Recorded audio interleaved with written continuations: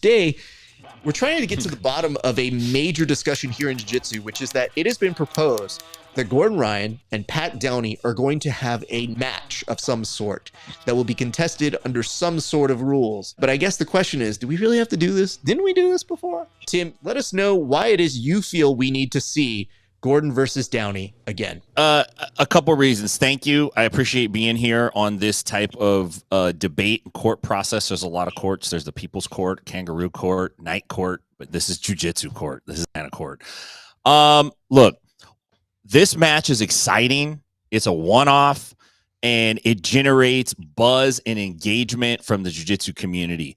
Only one-offs have the ability to do this. If you watch any kind of organization that goes more than 1 or 2 shows, if they don't quite do it right, it loses its fizz. But if you do a one-off and you pull in 2 big names, like the most hated, of the most accomplished wrestlers, at least in the wrestling world, with a special rules set up for one night only, this is going to generate more excitement as a one-off special match event. We need it. We need something to fill that gap. There's not enough events. Look, we got things going on that we don't even know that they're going on, but something like this is going to catch eyeballs. It's going to generate views, and that's why we need it. That's why it's good for jiu-jitsu. Thank you for that. Kevin, I'm going to go to you. Why is it that we do not need to see this matchup between Gordon and Pat Downey? Thanks, Raph. I appreciate this. Ladies and gentlemen of the internet court, I believe we have already seen this. You can't try this again. This is double jeopardy. This is ridiculous. We've done it before. Is there anyone in the world that thinks Gordon out-wrestles Pat Downey? No? Thank you. I didn't think so. You hear those crickets? Nobody thinks Gordon's going to out-wrestle Pat Downey.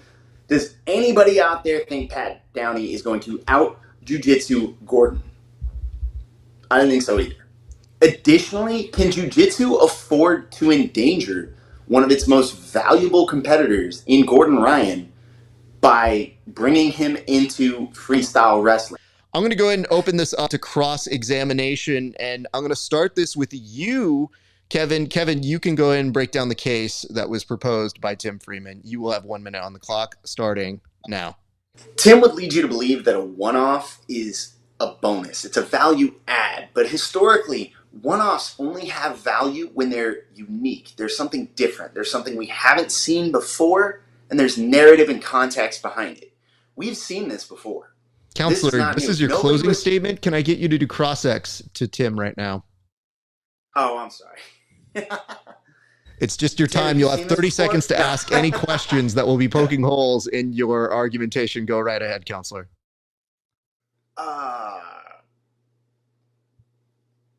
We'll start with this. Did you pay attention to anything that Tim said? Yeah, I did not. I was not made aware that there was going to be cross-ex. I just don't want his take on it, man. I don't need him. Nope. This is Mustache Kevin. We're dealing with people. Okay. Well, you've excused all of your time here, so there is that. Sorry about that. Let's go to you, Tim. You may poke holes in the case of one Kevin Sherrill. Time begins. Thank you. Can I ask you a question, Kevin? Would you agree that a lot of people, maybe a majority of the jiu-jitsu community, likes to watch Gordon Ryan? Yeah. Would you say that it matters if he wins or loses? No. Then why do we need to protect him? He does not need to be protected. We need to run him out there as often as possible against the baddest, meanest dudes, of which Pat Downey is one of. We see him spear Luke Rockhold into the pit wall. This is the match that we need to see. We need to see it. People would be happy to watch Gordon win, or I would venture to say more people would be happy to watch him lose. He doesn't need protection. He needs to be ran out there repeatedly. Let's milk this cash cow. Can I get a mulligan minute? You know what? I feel really bad for you because if you don't get this, you will be losing, counselor. I will tell you how I'm leaning currently, and that is not something you do in court. But okay, let's give you your mulligan minute. because I don't think it's competitive in this moment. So yeah, your mulligan minute begins now. So in order for this to be the spectator event we need a draw on both sides. Tim, do you think you'd recognize Gordon Ryan? Yes. Tim, do you think you'd recognize Pat Downey? Hey, we're here live at CJI. What's your name? Pat Downey. Nice. Pat Downey in the house. Absolutely not. I didn't recognize him as Objection. CJI, and I was talking Asking to him. too difficult the questions for our sport. I'm going to ask you to rephrase the question, please, sir. Do you believe Pat Downey is someone that people would recognize on the street, namely you? No. I don't believe Pat Downey is a draw. I don't believe he draws the eye because, as far as we know, he hasn't. We are members of the media. Our job is to know these people, and we don't recognize this man. Pat. I think it would be tough to build a card. Let me fight Gordon. Wait, why are you? No, hold on.